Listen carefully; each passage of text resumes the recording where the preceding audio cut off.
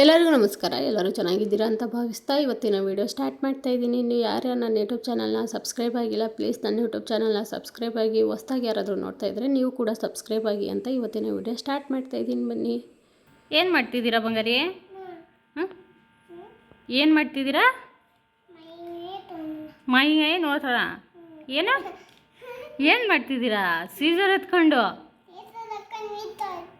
ಏನು ಮಾಡ್ತಿದ್ದೀರಾ? ಇದು ಅಂದರೆ ಏನು ಮಾಡ್ತಿದ್ದೀರಾ ಕಂದಮ್ಮ? ಮಗನ ಕಿತ್ಮೆ ನೋಡಿ, ನಾನು ಮಾವಿನಕಾಯಿ ತೋರಣದ್ದು ವಿಡಿಯೋ ಹಾಕಿದ್ದೀನಲ್ವ, ಅವತ್ತಿನ ದಿನ ಈ ಥರ ಮಾಡ್ತಿದ್ದಾನೆ ಕಿತಾಪತಿ. ನಾನು ಮಾಡ್ತಿರೋದು ನೋಡಿ ಅವನು ಬಂದು ಸೀಸರ್ ಒಳಗಡೆ ಹೋಗಿ ಸೀಸರ್ ಎತ್ಕೊಂಡು ತೊಗೊಂಬಂದು ಈ ಥರ ನಾಟಕ ಮಾಡ್ತಿದ್ದಾನೆ. ನೋಡಿರಿ ಎಷ್ಟು ಕೆಲಸ ಮಾಡ್ತಾನೆ ನನ್ನ ಮಗ, ನನಗೆ ಎಷ್ಟು ಹೆಲ್ಪ್ ಮಾಡ್ತಾನೆ ಅಂತ. ಏನು ಮಾಡ್ತಿದ್ದೀರಾ ಕಂದ? ಏನಾದ್ರ ನನಗೆ ಹೆಲ್ಪ್ ಮಾಡ್ತಿದ್ದೀರಾ? ಏನಾದ್ರ ಹೆಸರು? ಮಾವಿನಕಾಯಿ ನಿಪ್ಪಟ್ಟ? ಎಂತ ನಿಪ್ಪಟ್ಟು? ಮಾವಿನಕಾಯಿ ನಿಪ್ಪಟ್ಟು ಮಾಡ್ತಾರಾ? ಜಾಣ ನೀನು ಅಲ್ಲ. ನಾನು ಇದು 2 ದಿನ ಕಂಟಿನ್ಯೂಸ್ ಲಾಗ್ನ ಹಾಕ್ತಾ ಇರೋದು. ಇನ್ನೇನು ಮಾಮೂಲಿ ಹಬ್ಬದ ದಿನದ್ದು ವೀಡಿಯೋನ ಮಾಡ್ತಾಯಿದ್ದೀನಿ. ಸ್ವಲ್ಪ ಬ್ಯುಸಿ ಇರೋದ್ರಿಂದ ಮತ್ತು ನನಗೆ ಸ್ವಲ್ಪ ಹುಷಾರಿರಲಿಲ್ಲ, ಹಾಗಾಗಿ ನಾನು ಕೆಲವೊಂದು ವೀಡಿಯೋಗಳನ್ನು ಮಾಡೋಕ್ಕಾಗಿಲ್ಲ. ಸಣ್ಣ ಸಣ್ಣ ಕ್ಲಿಪ್ಪಿಂಗನ್ನ ತೊಗೊಂಡಿದ್ದೀನಿ, ಆ ಕ್ಲಿಪ್ಪಿಂಗ್ಸ್ಗಳನ್ನು ಹಾಕ್ತಾಯಿದ್ದೀನಿ. ಇನ್ನೇನು ನಾರ್ಮಲಾಗಿ ಹಬ್ಬಕ್ಕೆ ಒಬ್ಬಟ್ಟು, ಸೈಡ್ಸಿಗೆಲ್ಲ ವಡೆ ಅದು ಇದು ಮಾಡಿರ್ತೀವಲ್ವ, ಅದನ್ನು ಕ್ಲಿಪ್ಪಿಂಗ್ ಹಾಕಿದ್ದೀನಿ ಅಷ್ಟೇ. ಊಟ ಎಲ್ಲ ಮುಗಿಸ್ಕೊಂಡು ನಾವು ಸಂಜೆ ಚಂದ್ರ ಕಾಣಿಸುತ್ತೆ ಅಂತ ಹೊರಗಡೆ ನಿಂತಿದ್ವಿ. ನಮ್ಮ ಮನೆ ಕೆಳಗಡೆ ಮನೆಯವರು ಓನರ್ ಅಂದರೆ, ಬಟ್ ನಾವಿದ್ದೀವಲ್ವ ಆ ಮನೆ ಓನರು ಅವರು ಟೆರೆಸ್ ಮೇಲೆ ಹೋಗಿದ್ದರು ನೋಡೋಕ್ಕೆ ಕಾಣಿಸುತ್ತಾ ಅಂತ. ನನ್ನ ಮಗ ಫುಲ್ ರೆಡಿ ಆಗಿದ್ದು ನೋಡಿ, ಏನು ಫುಲ್ಲು ರೆಡಿ ಆಗಿಬಿಟ್ಟಿದ್ಯಾ, ಮಿಂಚ್ತಾ ಇದೆಯಲ್ಲ, ಹಬ್ಬ ಜೋರ ನಿಂದು, ಹಾಗೆ ಹಿಂಗೆ ಅಂತ ಮಾತಾಡಿಸ್ತಾಯಿದ್ರು. ಮತ್ತು ಅವರು ತುಂಬಾ ಆಸೆ ಪಡ್ತಾರೆ ನಮ್ಮ ಪಾಪು ಅಂದರೆ. ಅವ್ರ ಜೊತೆ ಆಟ ಆಡ್ತಾಯಿದ್ದ ಅವನು. ಅಷ್ಟರಲ್ಲಿ ನಾನು ಹಬ್ಬ ಮುಗಿಸ್ಕೊಂಡು ಮಾರನೇ ದಿನ ಊರಿಗೆ ಹೋಗಬೇಕಿತ್ತು. ಯಾಕಂದರೆ ನಮ್ಮ ಆಂಟಿ ಮನೆಗೆ ರೀಸೆಂಟಾಗಿ ನಮ್ಮ ಆಂಟಿ ಮಗ ಒಬ್ಬ ಎಕ್ಸ್ಪೈರ್ಡ್ ಆದ. ಯಾಕೆ ಏನು ಅಂತ ನಾನು ಹೇಳ್ತೀನಿ. ಅವನು ಫೋಟೋ ಹಾಕಿರ್ತೀನಿ, ನಾನು ವಿಡಿಯೋ ನೀವು ನೋಡ್ಬೋದು. ಇವನಿಗಿನ್ನೂ 17 ವರ್ಷ, ದರ್ಶನ್ ಅಂತ ಹೇಳಿ. ಅವನು ಫಸ್ಟ್ PU ಎಕ್ಸಾಮ್ ನಡೀತಿತ್ತು ಅವನಿಗೆ. ಇವಾಗ ಒಂದು 15 ಡೇಸ್ ಬ್ಯಾಕ್ ಅವನು ಸ್ಯಾಟರ್ಡೇ ಸಂಜೆ ಅವನು ಹಾಸ್ಟೆಲಲ್ಲಿ ಇದ್ದಿದ್ದು. ಬಟ್ ಅವನು ಗ್ರಹಚಾರನೋ ಇಲ್ಲ, ಅವನದು ಆಯುಸ್ಸೇ ಇಷ್ಟೋ ಅಂತ ಗೊತ್ತಿಲ್ಲ. ನಮ್ಮ ಫ್ಯಾಮಿಲಿಗಂತೂ ಈ ಇನ್ಸಿಡೆಂಟಿಂದ ಫುಲ್ಲು ಸಿಡ್ಲು ಬಡ್ದಂಗೆ ಆಗ್ಬಿಟ್ಟಿತ್ತು. ಫುಲ್ಲು ಏನು ಹೇಳೋದು ಅಂತಲೇ ಅರ್ಥ ಆಗ್ತಾಯಿಲ್ಲ ನನಗೆ. ಅವನದು ಕಾರ್ಯ ಇತ್ತು, ಹಾಗಾಗಿ ನಾನು ಊರಿಗೆ ಹೋಗಿದ್ದೆ. ನಮ್ಮ ಮನೆಯವ್ರು ನಾನು ಬರಲ್ಲ, ನನಗೆ ಕೆಲಸ ಇದೆ, ನೀವು ಹೋಗಿ ಬರ್ರಿ ಅಂತ ಹೇಳಿದರು. ನಾನು ನನ್ನ ಮಗ ಹೋಗಿದ್ವಿ, ಇಬ್ಬರೇ ಹೋಗಿದ್ವಿ.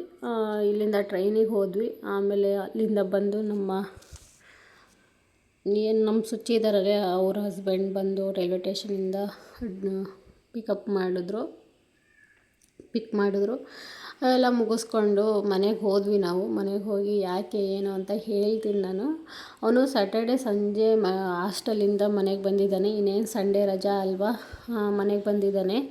ಮನೆಗೆ ಬಂದು ಸಂಡೇ ಬೆಳಿಗ್ಗೆ ಅವನು ತೋಟಕ್ಕೆ, ನಮ್ಮ ಅಜ್ಜಿ ತಾತರ ಮನೆಯಲ್ಲೇ ಇರೋದು. ನಮ್ಮ ಆಂಟಿ, ನಮ್ಮ ಅಂಕಲ್ಲು, ಅವ್ರ ಮಕ್ಕಳೆಲ್ಲ ಅಲ್ಲೇ ಇರೋದು. ಯಾಕಂದರೆ ನಮ್ಮ ಅಜ್ಜಿ ತಾತರನ್ನ ಯಾರೂ ನೋಡ್ಕೊಳ್ಳೋರಿಲ್ಲ, ಹಾಗಾಗಿ ಎಲ್ಲ ಹೆಣ್ಮಕ್ಳೇ ಆಗಿರೋದ್ರಿಂದ ಇವ್ರನ್ನ ಮನೆ ಅಳಿಯನಾಗಿ ಮಾಡ್ಕೊಂಡಿದ್ರು. ಅಂದರೆ ಮಾಡ್ಕೊಂಡಿರಲಿಲ್ಲ, ಒಂದು ಸ್ವಲ್ಪ ದಿನ ಇರಲಿ, ನಮಗಾಗಲ್ಲ, ನಮಗೆ ಇನ್ಮೇಲೆ ಮಾಡೋಕ್ಕಾಗಲ್ಲ ಅಂತ ಅವ್ರು ಕರ್ಕೊಂಬಂದು ಇಟ್ಕೊಂಡಿದ್ರು. ಇವನು ಹಾಸ್ಟೆಲಿಂದ ಬಂದಿದ್ದು, ನಾನು ತುಂಬ ಸೆಕೆ ಆಗ್ತಿದೆ ನನಗೆ, ನಾನು ಸ್ವಿಮ್ ಮಾಡಬೇಕು, ಈಜು ಹೊಡಿಬೇಕು, ನಾನು ನೀರಲ್ಲಿ ಆಟ ಆಡಬೇಕು ಅಂತ ತೋಟಕ್ಕೆ ಹೋಗಿದ್ದಂತೆ. ನಮ್ಮ ತಾತ ಇದ್ದಾರಲ್ವ, ಅವರು ತೋಟದ ಪಕ್ಕನೇ ಒಂದು ದೊಡ್ಡ ಕೆರೆ ಇದೆ. ಆ ದೊಡ್ಡ ಕೆರೆ ಅಲ್ಲಿ ಇವನು ಏನು ಮಾಡಿದ್ದಾನೆ, ತುಂಬಾ ಸೆಕೆ ಆಗ್ತಿದೆ ತಾತ ನನಗೆ, ನಾನು ನೀರಲ್ಲಿ ಸ್ವಲ್ಪ ಆಟ ಆಡ್ತೀನಿ ಅಂತ ಹೇಳಿದ್ನಂತೆ. ಇಲ್ಲ ಬಾ, ಬೇಡ, ಮನೆಗೆ ಹೋಗಿ ನೀನು ಸ್ನಾನ ಮಾಡುವಂತೆ, ಮನೆಗೆ ಹೋಗೋಣ ಬಾ ಅಂತ. ಇಲ್ಲ ತಾತ, ತುಂಬಾ ಸೆಕೆ ಆಗ್ತಿದೆ ನನಗೆ, ಬಿಸಿಲು ತಡ್ಕೊಳಕ್ಕಾಗ್ತಾಯಿಲ್ಲ, ನಾನು ಸ್ವಲ್ಪ ಹೊತ್ತು ಆಟ ಆಡ್ತೀನಿ, ನೀನು ಹೋಗು ಅಂತ ಹೇಳಿದ್ನಂತೆ. ಇಲ್ಲ, ನಾನು ಇಲ್ಲೇ ಇರ್ತೀನಿ, ನೀನು ಆಟ ಆಡು ಅಂತ ಹೇಳಿದ್ರಂತೆ ನಮ್ಮ ತಾತ. ಹಾಗಾಗಿ ಇಲ್ಲ ತಾತ, ನಾನು ಕೈಕಾಲು ಮುಖ ತೊಳ್ಕೊಂಬರ್ತೀನಿ, ನೀವು ಹೋಗಿರ್ರಿ ಅಂತ. ನಮ್ಮ ತಾತ ಕೈಕಾಲು ಮುಖ ತೊಳ್ಕೊಂಡು ಒಂದು 4 ಹೆಜ್ಜೆ ಇಟ್ಟಿದ್ದಾರೆ ಅಷ್ಟೇ. ಆದರೆ ಏನಾಯಿತೋ ಏನೋ ನನಗಂತೂ ಗೊತ್ತಿಲ್ಲ. ಬಟ್ ಅವನು ಅಷ್ಟರಲ್ಲಿ ಬಿದ್ದುಬಿಟ್ಟಿದ್ದಾನೆ. ಬಿದ್ದು ಹುಡುಕಿದ್ರೂ ಅವನು ಆಮೇಲೆ ತುಂಬಾ 30 ಅಡಿ ಆಳ ಏನೋ ಇತ್ತಂತೆ ಅದು ಕೆರೆ. ಆಮೇಲೆ ನಮ್ಮ ತಾತ ಬಿದ್ದು ಹುಡುಕಿದ್ರೆ ಸಿಕ್ಕಿಲ್ಲ ಫಸ್ಟಿಗೆ, ಆಮೇಲೆ ಸಿಕ್ಕಿದ್ರೂ ಆಲ್ರೆಡಿ ಅವನದು ಏನಂತಾರೆ ಪ್ರಾಣ ಹೋಗಿತ್ತು ಅನಿಸುತ್ತೆ. ಅವನದು ಆಯುಸ್ಸೇ ಅಷ್ಟು ಇಲ್ಲ, ಹಣೆ ಬರನೇ ಸರಿ ಇಲ್ವೋ ಒಂದು ಗೊತ್ತಿಲ್ಲ. ತುಂಬಾ ಬೇಜಾರಾಯಿತು ನಮ್ಮ ಫ್ಯಾಮ್ಲಿಗಂತೂ. ಸಡನ್ನಾಗಿ ಒಂಥರ ಈ ದೊಡ್ಡ ಮಳೆ ಬಂದಾಗ ಸಿಡ್ಲು ಬಡಿಯುತ್ತಲ್ವ, ಆ ಥರ ಸಿಡ್ಲು ಬಡಿದ್ಬಿಡ್ತು. ಏನೂ ಮಾಡೋಕ್ಕಾಗಲ್ಲ, ಒಂದು ಆಯುಸ್ಸೇ ಅಷ್ಟು ಅಂದ್ಕೊಂಡು ಸಮಾಧಾನ ಮಾಡ್ಕೋಬೇಕು ಅಷ್ಟೇ. ಆದರೆ ಅವ್ರ ಅಪ್ಪ ಅಮ್ಮಗಂತೂ ತುಂಬಾ ನೋವಾಗಿದೆ. ಯಾರಿಗೆ ತಾನೇ ನೋವಾಗಲ್ಲ? ಹೆಣ್ಮಕ್ಳನ್ನ ಕಳ್ಕೊಂಡು ಆ ಥರ ಪರಿಸ್ಥಿತಿ ಶತ್ರುಗೂ ಬೇಡ. ನಾವು ಅಲ್ಲೆಲ್ಲ ಕಾರ್ಯ ಎಲ್ಲ ಮುಗಿಸ್ಕೊಂಡು ಇಷ್ಟ ಆಗಿತ್ತು. ನನಗೆ ಫುಲ್ ಡೀಟೇಲ್ಸಾಗಿ ಹೇಳೋಕ್ಕಾಗ್ತಾಯಿಲ್ಲ, ಬಟ್ ನನಗಾಗಲ್ಲ, ದಯವಿಟ್ಟು ಯಾರು ಏನು ಅಂದ್ಕೋಬೇಡಿ. ಅಲ್ಲೆಲ್ಲ ಕಾರ್ಯ ಎಲ್ಲ ಮುಗಿಸ್ಕೊಂಡು ನಾವು ನಮ್ಮ ದೊಡ್ಡಮ್ಮವ್ರ ಮನೆಗೆ ಹೋಗೋಣ, ಸ್ವಲ್ಪ ತಲೆ ಎಲ್ಲ ನೋವ್ತಿದೆ, ಸ್ವಲ್ಪ ಟೀ ಕುಡಿದ್ರೆ ಸ್ವಲ್ಪ ರಿಲ್ಯಾಕ್ಸ್ ಆಗುತ್ತೆ ಅಂತ ನಾವು ನಮ್ಮ ದೊಡ್ಡಮ್ಮವ್ರ ಮನೆಗೆ ಬಂದ್ವಿ. ಅವ್ರ ಮನೆಗೂ, ನಮ್ಮ ಆಂಟಿ ಮನೆಗೂ, ನಮ್ಮ ದೊಡ್ಡಮ್ಮವ್ರ ಮನೆಗೂ, ಸ್ವಂತ ಅಕ್ಕ ತಂಗಿರೇ ಅವರು. ಅವ್ರ ಮನೆಗೂ ಇವ್ರ ಮನೆಗೂ ಒಂದು ವಾಕೇಬಲ್ ಡಿಸ್ಟೆನ್ಸ್ ಅಷ್ಟೇ. ಅವ್ರ ಮನೆಗೆ ಬಂದು ಸ್ವಲ್ಪ ಟೀ ಕುಡಿಯೋಣ ಅಂತ ಟೀ ಕುಡಿದ್ವಿ. ಕೂತ್ಕೊಂಡಿದ್ವಿ ಎಲ್ಲರೂ ಮಾತಾಡ್ಕೊಂಡು, ನಮ್ಮ ಅಜ್ಜಿ ತಾತ ಎಲ್ಲ ಕೂತ್ಕೊಂಡಿದ್ವಿ. ನಮ್ಮ ಅಕ್ಕ, ನನ್ನ ತಂಗಿ, ನಮ್ಮಮ್ಮ ಎಲ್ಲರೂ, ನಮ್ಮ ದೊಡ್ಡಮ್ಮ, ನಮ್ಮ ಅಣ್ಣನ ಹೆಂಡತಿ, ನಮ್ಮ ಫ್ಯಾಮಿಲಿ, ಇಡೀ ಫ್ಯಾಮಿಲಿನೇ ಸೇರ್ಕೊಂಡಿದ್ರು. ಟೀ ಕುಡಿಯೋಣ ಅಂತ ಟೀ ಕುಡ್ಕೊಂಡು ಇನ್ನೇನು ಸಂಜೆ ಅಡುಗೆ ಮಾಡಬೇಕಲ್ವ. ನಮ್ಮಮ್ಮ ಹೋದರೆ ರೊಟ್ಟಿಗೆ ಫಿಕ್ಸು. ಅಂದರೆ ನಮ್ಮಮ್ಮ ರೊಟ್ಟಿ ಚೆನ್ನಾಗಿ ಮಾಡ್ತಾರೆ, ಅವ್ರ ಕೈಯಿಂದ ಎಲ್ಲರೂ ತುಂಬಾ ಆಸೆ ಮಾಡ್ತಾರೆ. ಹಾಗಾಗಿ ಅವ್ರಿಗೆ ರೊಟ್ಟಿ ಮಾಡೋಕ್ಕೆ ಕೂರಿಸಿದ್ರು. ಎಲ್ಲರೂ ಈ ಥರ ಕೂತ್ಕೊಂಡು ಒಂದು 13-14 ಜನಕ್ಕೆ ರೊಟ್ಟಿನ ತಟ್ಟಿದ್ರು ಅವರು. ಇಷ್ಟ ಆಗಿತ್ತು ಇವತ್ತಿನ ವಿಡಿಯೋ. ನನಗೆ ಜಾಸ್ತಿ ಮಾತಾಡಲಿಕ್ಕಾಗ್ತಿಲ್ಲ.